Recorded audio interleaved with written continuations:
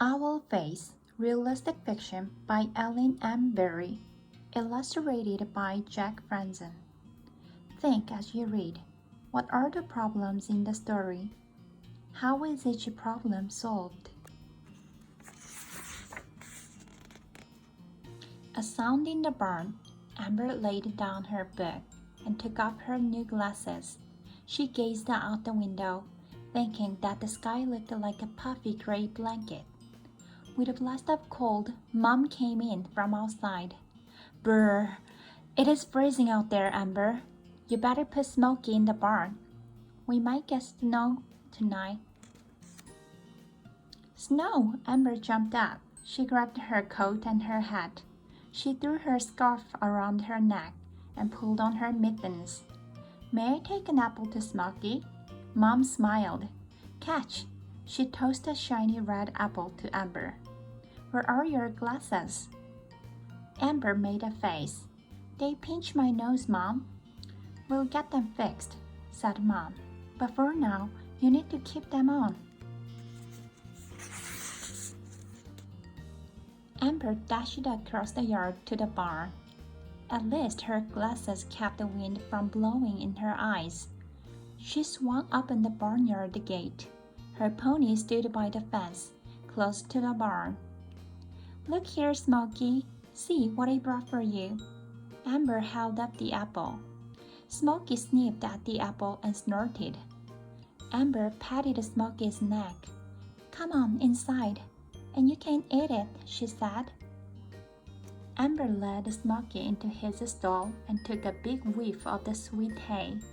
Smells good, she said. You'll be warm and cozy tonight. Amber brushed the pony's thick mane. You know what, Smokey? I hate these new glasses. They make me look funny. Smokey crunched the apple.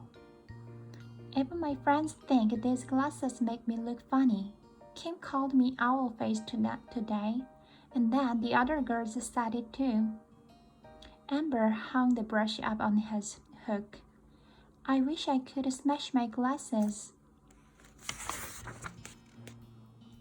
Smokey rubbed Amber's neck with his nose, sniffing. Amber giggled. That tickles. She gave Smokey a hug and turned to leave. But a strange sound stopped her. It was like a little cry. She heard the sound again. What is that sound? Amber whispered. Looking around, Amber spied a small brown sheep in the straw at the back of the stall.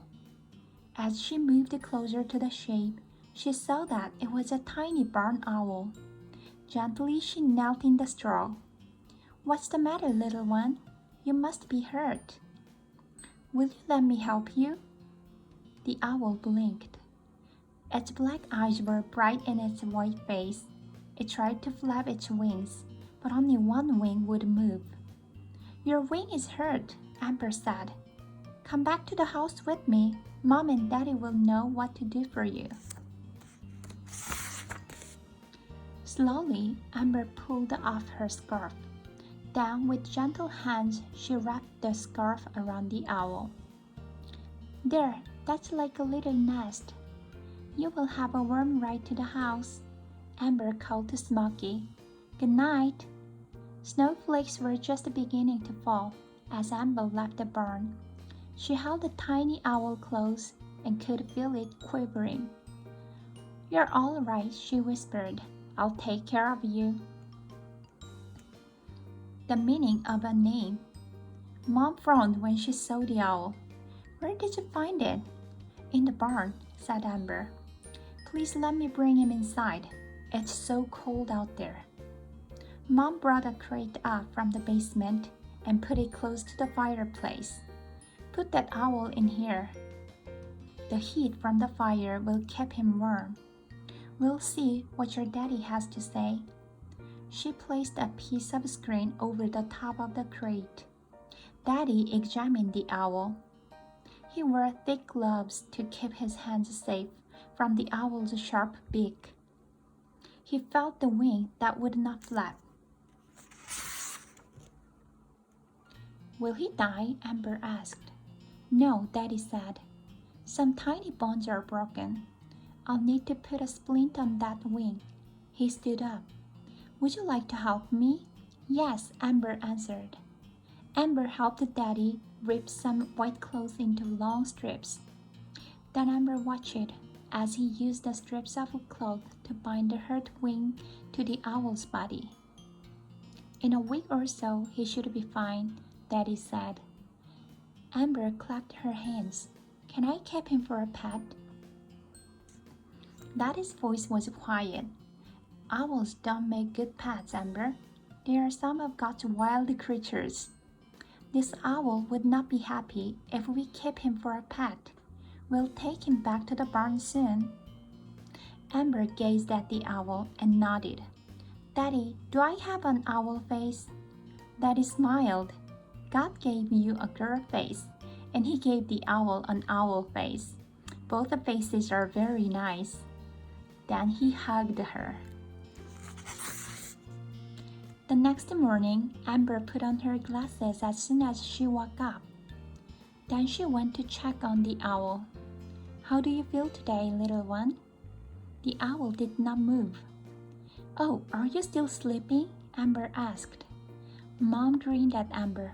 Owls like to sleep all day, she said. Did you hear our little friend hooting last night? No, Amber giggled. I hope that means he's getting better. She watched the owl. I wish I could show him to my friends. Why don't we call Kim and ask her to come over tonight? Come over today, asked Mom. She lives just up the road. Amber did not look at Mom. She kept looking at the owl. The two of you could play in the snow, said Mom. Snow! Amber ran to the window. The yard was a sea of white. She turned to look at Mom. I would like to play in the snow, she said, but Kim called me owl face. Mom was very quiet for a long time. Then she asked, What do you think Jesus would want you to do? Amber looked out at the snow again. I think we should call Kim, she said. When Kim came, the owl was awake and hopping around in the crate. You must have made him better, said Kim. He looks like he feels fine. Daddy said he'll need the splint for a week or so. Then we'll take it off and put him back in the barn where he belongs. Let's give him a name, said Kim. Owls are smart. Do you like the name Smarty? You look smart too, Amber, in your glasses. That's why I called you Owl Face. But you don't look like an owl. Amber looked at Mom. Mom smiled back. Yes, said Amber. I think Smarty is a good name. The two friends looked down at the owl and giggled. Smarty, said Kim. You have a very nice face. Smarty flapped one wing. Then he hooted, loud and long. The end.